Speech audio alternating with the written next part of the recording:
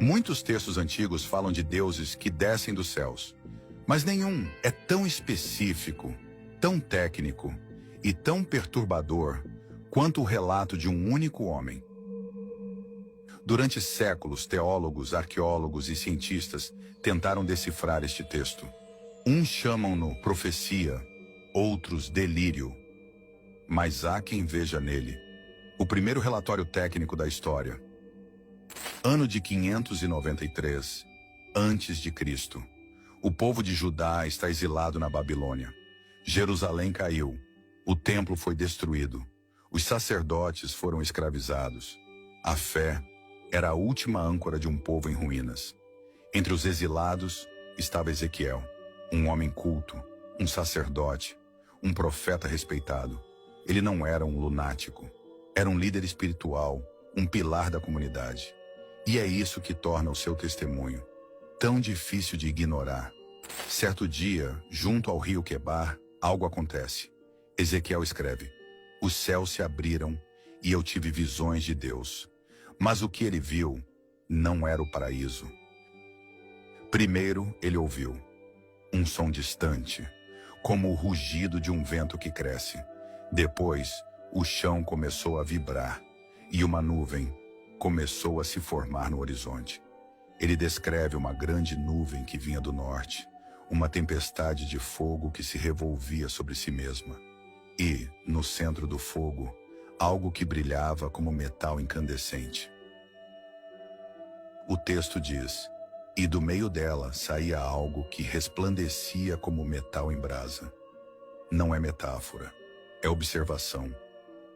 O que Ezequiel descreve é o equivalente antigo de uma reentrada atmosférica. Luz, calor, movimento direcional. Tudo com a precisão de quem está a relatar um fenômeno real, físico, mensurável. Não era um milagre, era um objeto. De dentro dessa nuvem de fogo, surgem 4 criaturas viventes. Elas têm a aparência de homem, mas não são humanas. Cada uma tem 4 rostos, de homem, de leão, de boi e de águia.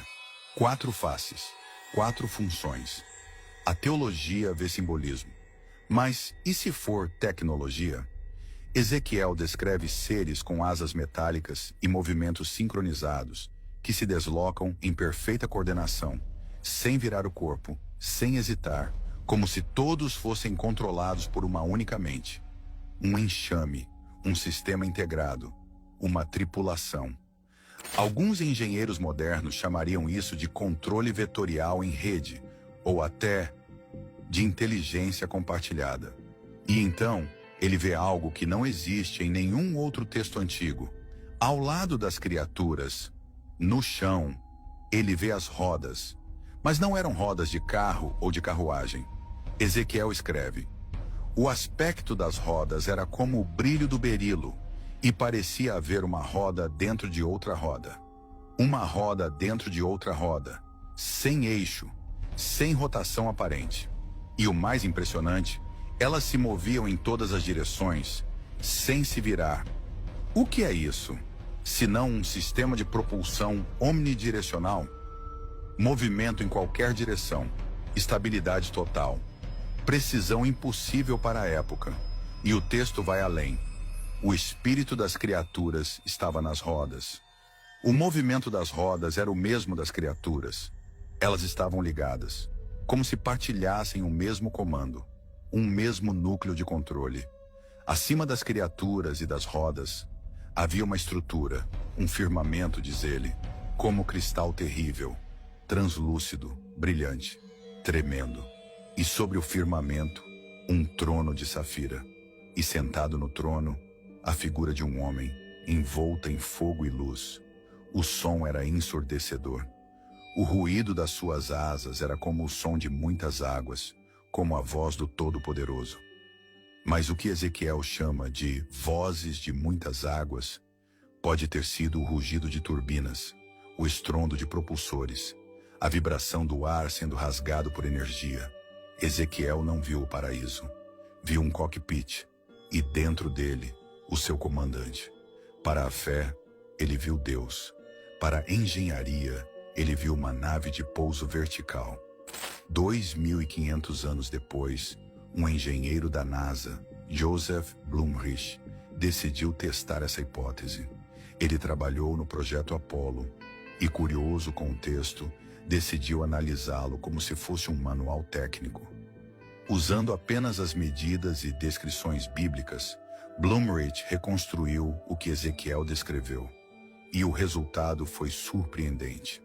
Uma nave de pouso com 4 rotores laterais, um corpo central e uma cabine de comando transparente. Ele publicou suas conclusões em 1974 no livro As Naves Espaciais de Ezequiel. E lá escreveu: o relato de Ezequiel é a descrição de uma máquina real. Ele viu o pouso de um veículo controlado. Séculos antes da era espacial, um homem testemunhou uma tecnologia impossível. Sem compreender o que via, usou o vocabulário que tinha: nuvem, criaturas, rodas e trono.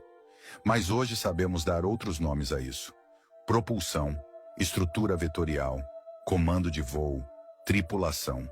Ezequiel não viu anjos com harpas. Ele viu engenheiros com capacetes. Não viu asas de luz. Viu propulsores a plasma. Não viu o paraíso. Viu uma máquina.